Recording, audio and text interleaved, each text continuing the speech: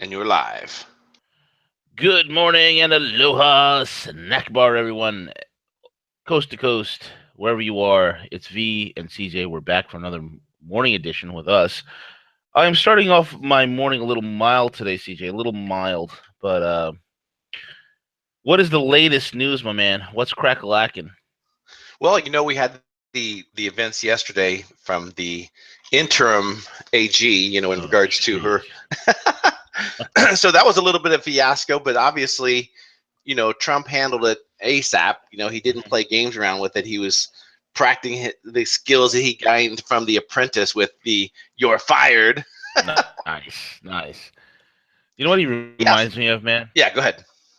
Reminds me of a guy who comes into the jailhouse and he wants to show all the prisoners that he's the new head guy in charge, that he's like the new big dog on the cell block. So the first thing he's doing, he's like shanking everyone, you know?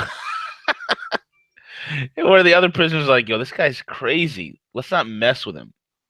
This woman, Sally Yates, defied Trump's orders, and within 3 hours, she was whacked. Within 3 hours, no apologies given, nothing. She was done. And then right after that, bro, who else did he like? Why did he whack her anyway?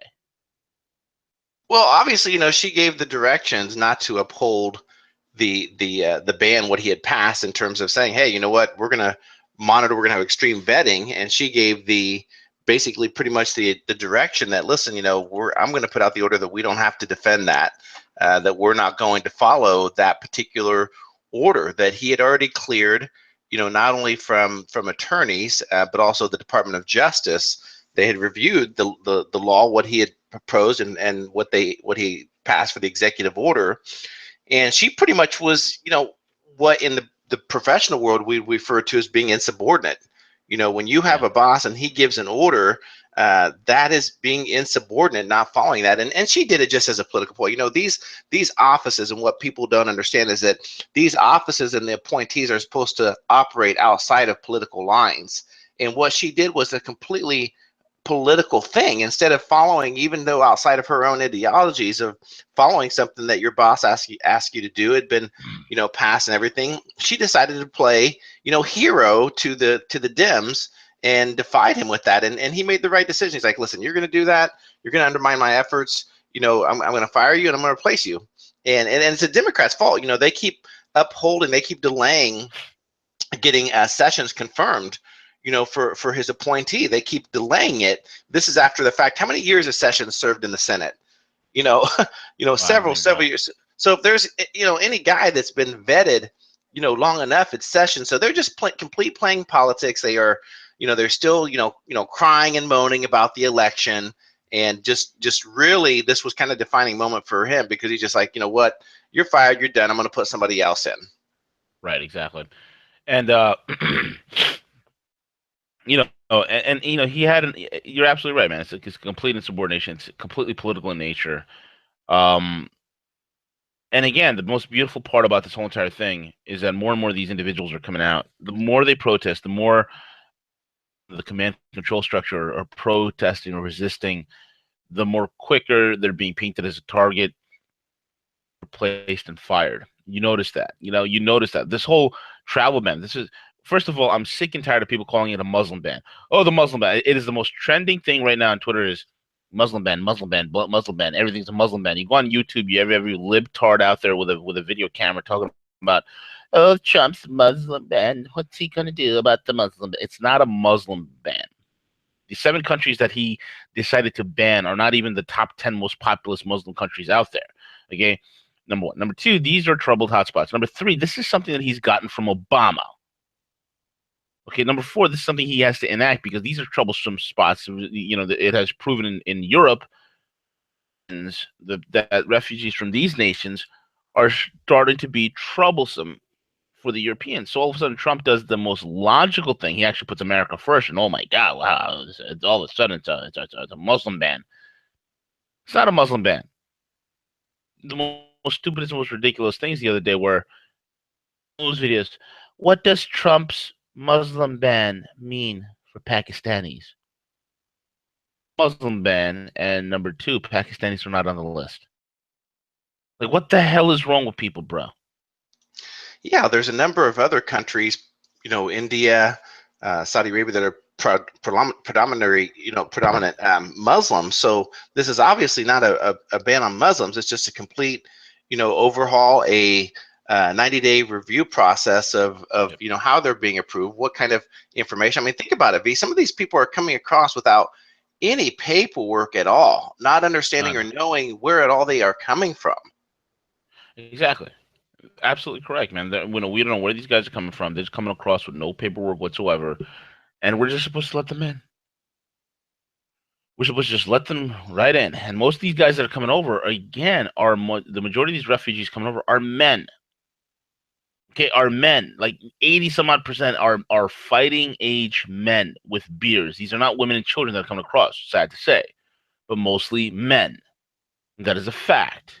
Just spend a little time doing a little Google search, watch a couple of YouTube videos. You will find out very quickly that this is men. It's unreal, bro. Yeah, it is, and and I'd also argue the fact, V, I think that in terms of the actual number of protests, and yes, there's a lot of hyping this, not only in the media, but Hollywood, getting the celebrities involved, bringing this all in. This is just a complete revolt against Trump, and this was kind of, whenever he was elected, this was on the radar as far as what was going to happen. They were going to pretty much fight Right. everything that he puts up. And then, obviously, if you look at his cabinet appointments, they have been delayed. I think that he has over 10 appointments for his cabinet that have been delayed. I hope Yep. that the Democrats understand that this potentially could be putting America at risk. I don't care because it's not what's good for the country. It's good. It's what's good for the party. It's what's good for the political ideologues. It's all about power. So anything they can do to f things up, they're going to do it. Anything they can do to sabotage, they're going to do it, man. Right, right, That's what absolutely. we're seeing. And they're going to be triggered again It's tonight. incredible, bro. They're going to be triggered again tonight via 8 o'clock. What's going on tonight at 8 o'clock for those that don't know? So obviously, Trump tonight is going to appoint his new not appointed, but submit for the Supreme Court, the new Supreme Court justice to replace Scalia tonight at Yep. 8 o'clock. so, there's going to be fireworks Massively tonight. triggered. Oh my God, CJ, they're gonna lose them. They're gonna lose it, bro. They're gonna absolutely lose it. I Well, at don't know least what I'll they're have gonna do, something bro. else to whine about. Yeah, right. Yeah, and again, in terms of what I've seen, because I always look at both sides. I took it, kind of a balanced approach when I look at these things, and I guess in essence, the argument could be made in terms of how this was rolled out. It's such a big program. If you think about the number of airports and everything, that maybe there was a little bit of miscommunication in terms of, okay, those with a green card can't, those with a valid visa, do we block them? So there was a little bit of hiccup in terms of the rollout, in terms of how it was executed. So I think for the most part, if we're going to criticize Trump at all, I think that maybe in hindsight, everything's always 2020, right? So damned if you do, damned if you don't. His argument regarding you know not announcing and saying starting this coming Monday we're going to do this was just the fact that he used the argument that, listen, I've made it effective immediately, primarily because these folks are actively coming across, trying to come across the borders right now, and trying to come into the states, and it would open up a floodgate of people potentially trying to do that, terrorists trying to come across, which is a very valid point. Yeah. No, exactly. Absolutely, 1,000 correct. Um, I don't know if you've seen this, but the Navy SEAL who was killed, Chris Kyle. Yeah, yes, his translator. Oh, yeah, his translator, man, and Yeah. his translator has come out full force in support of the ban that Donald Trump uh, put out there. So he says, there's been this is what he said. He says, I 100% agree with President Trump's decision that the national security of the United States is a paramount issue. All President Trump is doing is ensuring that people can go about their day without living in so much fear. Women won't have to worry about walking around the mall. Kids won't have to worry about going to school. look, these countries don't have a database that keeps track of its citizens, and we can't depend on a government database in countries that do, because if they have one, it has a political agenda behind it. It wouldn't be hard for someone to get into the U.S. whose loyalty lies with ISIS or a militia, where the militia isn't necessarily our enemy right now. They don't have loyalty to the U.S. They are loyal to the interests of the government that funds them, and that government says death to America. ISIS strongholds are in Iraq and Syria. We all know what they want to do to Americans. I mean, this guy, he's a translator. He's worked with Chris Kyle. He's worked with other American special op teams. And, he understands it. He says the bottom line, this is for American security. Like, he's cool with it. He has no problem. He gets it. But the libtards here, they don't get it. They have no clue. They think that this is a human rights violation. When you got guys like Arnold Schwarzenegger saying out there, this is crazy what he's doing. I don't get it. I don't understand how he's banning the Muslims. First of all, he's not banning anybody. It's 7 countries. We get over the world. Like 1.5 billion Muslims can't come in now. I mean, what is wrong with these people, bro?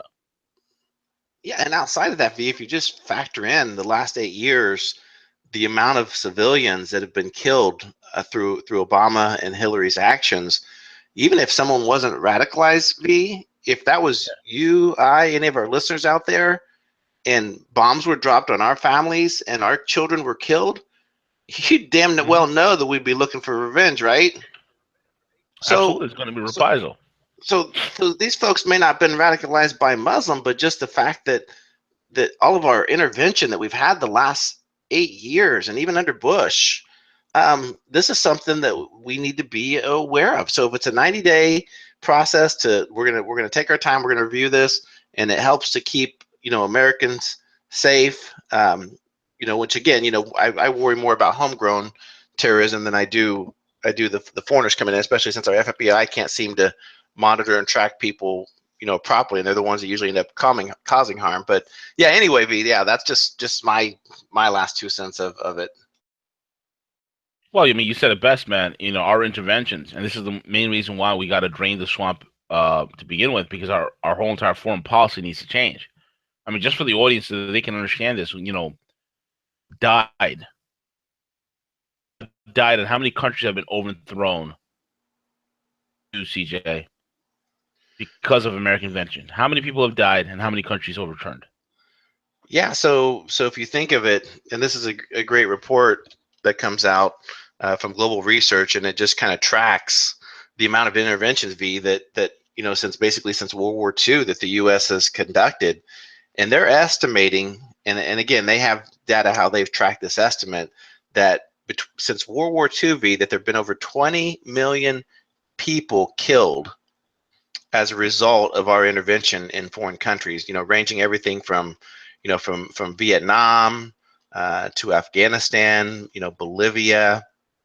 If you look at all the foreign interventions that we have been involved with the CIA and their attempted coups, the amount of people and the amount of harm that we've created, and this is something that's a realization that we need to understand, that our government. I don't blame the troops. I blame the government. It's the government. Right. And the deep state that had been in charge of the troops and setting up all these bogus narratives, for so long. Right, 1,000%, man. It's been done in our name, and we were oblivious to it because why? We didn't have the internet back then. We didn't have access to the type of information we do now. The internet is much more ubiquitous. It's the information is much more free flowing. You see people who are 70, 80 years old, and they got a smartphone, so they have access to information like they've never had before. The internet's no longer looked at as some sort of utility, sending emails. It's used. The internet is life, and with that life comes free flow of information. Okay, and so before that, I mean, we were oblivious to this because we were living our comfortable lifestyle while all sorts of heinous things were done in our name, while the scaffolding and infrastructure of globalization, Inc. was being built directly from underneath us and then it would eventually enslave us and kill us in the process. What people don't realize is, I mean, the first 10 to 15 million deaths, during the Korean War, the Vietnam War, the 2 Iraq wars, okay, that's, the Vietnam War, includes, fatalities in Cambodia and Laos. When you look at the 14 million deaths that were in when you take Afghanistan, Angola, Democratic, the Republic of Congo, East Timor, Guatemala, Indonesia, Pakistan, and Sudan, you put all that together with all the little proxy wars, you have about 20 million people dead. We have 30 democratically elected governments overthrown. This is quite a list here. We got Afghanistan, we have Angola, we have Bangladesh, Bolivia, Cambodia, Chad, Chile.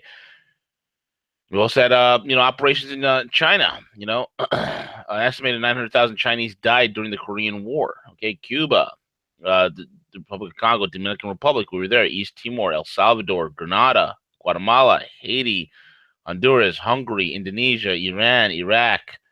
Um, what else? I mean, the list goes on and on, man. North and South Korea, Israeli-Palestine war, Laos, Nepal, Nicaragua, Panama, Philippines, Sudan, Yugoslavia. I mean, so on and so forth, man. It's quite a list, and it's actually well documented. So this is why the swamp needs to be drained. This is why the military-industrial complex is crapping a brick, because they can't get their pet projects through. And this is why the globalists have drawn the line, and they are in a full-on war right now. The deep state is a full-on war with the Patriots. Very well said. To look back through the history of how many times we have been on the wrong side of history. Think of Afghanistan. Think of the CIA funding and arming Al Qaeda and Osama bin Laden with our hopes of the Afghanistan Russia war, right? Mm-hmm. Think of the Iran Iraq war, where we were arming and funding Saddam Hussein, and then lo and behold, we have to come back and fight these people that we arm. Exactly. It's pure stupidity. Yeah. Well, it's stupidity from our point of view, but if you're a military-industrial complex guy, your whole thing is you make money on perpetual war, and your banker buddies make money on perpetual debt. You want to keep that cycle going. That's how you make money. That's how you gain power, is to keep the cycles of perpetual war and perpetual debt running constantly.